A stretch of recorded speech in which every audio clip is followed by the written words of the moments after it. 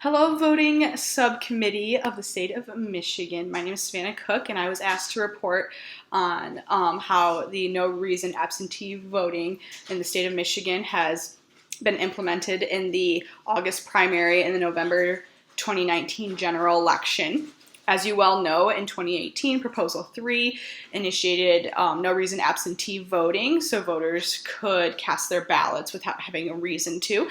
The reason for this was to increase voter turnout and create more of an opportunity for other people to vote, no matter the reason. It was determined that this would be best to create a more just nation and more just state of Michigan. However, the consequences of no reason absentee voting have been felt by local clerks in the August primary and the November general election, in terms of there has been no resources to allocate for this increased amount of no reason absentee voting and how we process those absentee ballots. Local clerks have been overwhelmed, and that prior to this no reason absentee voting proposal and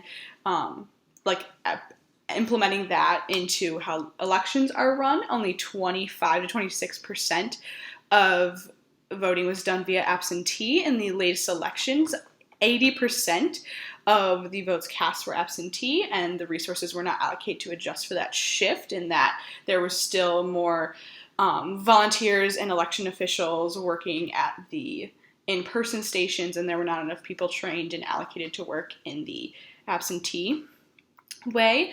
And so we need to, as a community, come up with solutions in order to best fix this problem.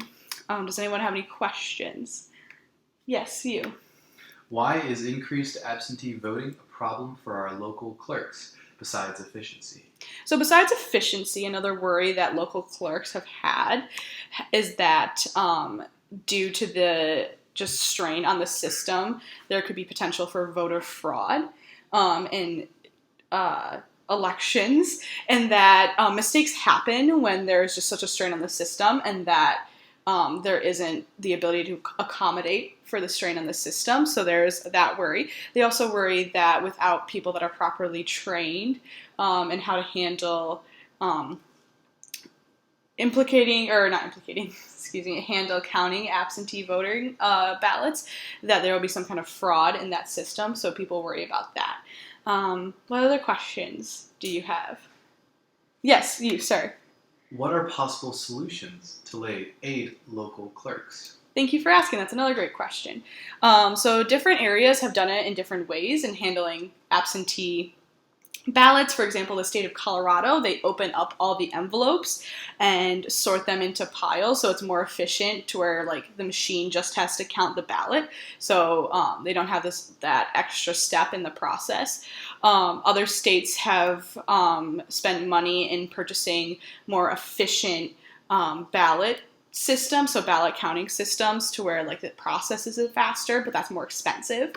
And then another alternative is just to hire more staff and train them to be able to process all the new absentee ballots. Any final questions? Yes, you, sir. Wouldn't that increase the likelihood of fraud at the polls? That could increase the likelihood of mistakes being made, but I also argue that those that are currently counting the ballots are often our elderly population, and working them from 8 a.m. to 2:30 a.m. The next morning, as has happened in the previous election, could potentially result in mistakes by itself just from exhaustion. So I argue having more resources to accommodate for that absentee ballot increase would be the best way to serve our local clerks and local governments. Thank you all, committee, for listening. This has been great.